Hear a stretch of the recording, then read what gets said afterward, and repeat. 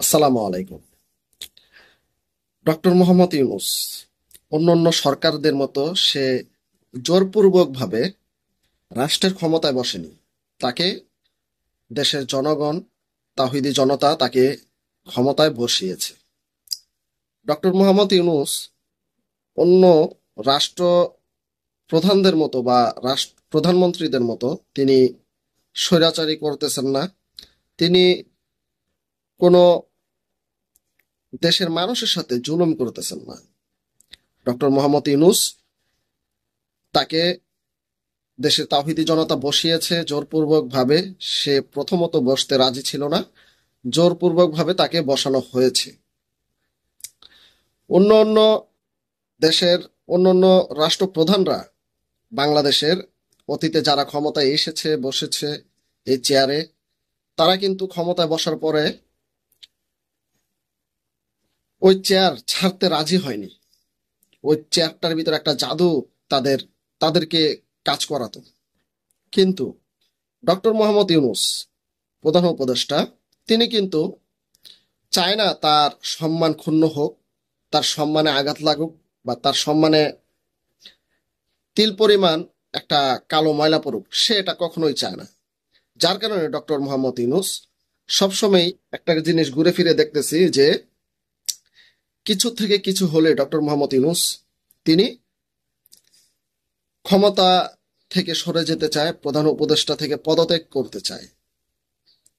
যেমন আমরা আওয়ামী লীগের ক্ষেত্রে দেখেছি যে মাননীয় প্রধানমন্ত্রী সাবেক শেখ হাসিনা, তিনি ক্ষমতায় কিন্তু জোরপূর্বক ভাবে 15.5-16 বছর ছিল। ইতিপূর্বে আমরা দেখেছি স্বৈরাচার এরশাদ সাহেবও ছিল, পরে আরো অন্য দলের ইয়ারা ছিল। কিন্তু ডক্টর মোহাম্মদ ইউনূসের ক্ষেত্রে ভিন্ন কথা। তাহলে ডক্টর মোহাম্মদ ইউনূস আপনি যে পদত্যাগ করবেন, পদত্যাগ করাটা তো এটা আপনার জন্য শোভনীয় নয়। কারণ ক্ষমতায় আপনি বসেছে, আপনাকে তাওহিদি জনতা বসিয়েছে। আবার তাওহিদি জনতাই দেশের জনগণ, সিংহভাগ মানুষ আপনার সাথে আছে, আপনার পাশে আছে। আপনাকে রাষ্ট্রের ক্ষমতায় দেখতে চায়, আপনাকে রাষ্ট্রীয়ভাবে রাষ্ট্রের জনগণ আপনাকে সমর্থন দিচ্ছে। আপনি থাকতে পারেন। কিছু সংখ্যাও কিছু সংখ্যক মানুষের জন্য তো আপনি এতগুলো মানুষকে বিপদে ফেলিয়ে তারপর চলে যেতে পারেন না, চলে যেতে পারেন না। তাহলে সে মানুষগুলোর কি হবে? এই যে এতগুলো আহত হলো, জুলাই আগস্ট একটা বিপ্লব হলো, এই আহতগুলো কোথায় যাবে? এই আহত মানুষগুলো কোথায় যাবে? তারপর এই শহীদ পরিবারগুলো কোথায় যাবে? কারণ শহীদ পরিবার উপরে কিন্তু নানান চাপ প্রয়োগ করা হচ্ছে যে তাদেরকে এই করবে সেই করবে, তাদেরকে মেরে ফেলা হবে, তাদের উপরে গণহত্যা চালানো হবে, আহতদের উপরে গণহত্যা চালানো হবে। তাহলে ডক্টর মোহাম্মদ ইউনূস আপনার এই জিনিসটা বিবেচনা করার দরকার ছিল, বা দরকার। আপনি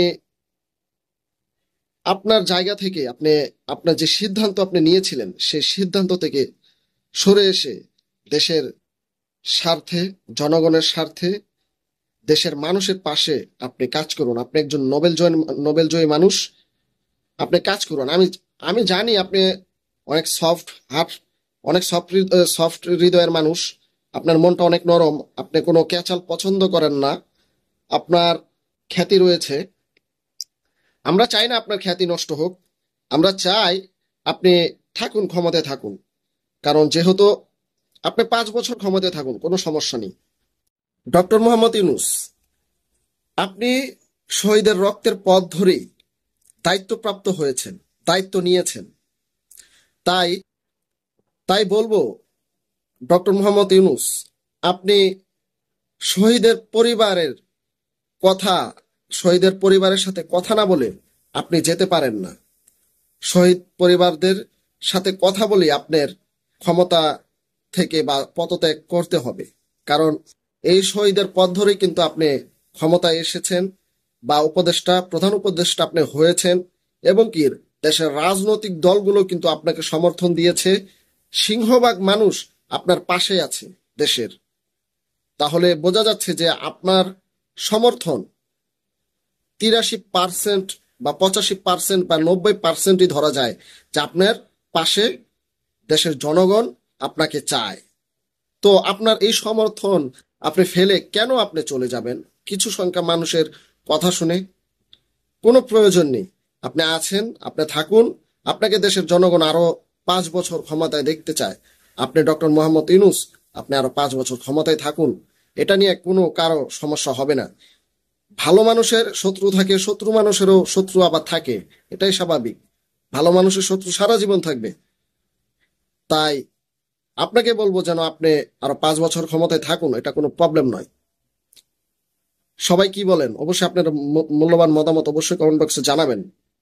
সবাই ভালো থাকবেন, সুস্থ থাকবেন। আল্লাহ হাফিজ।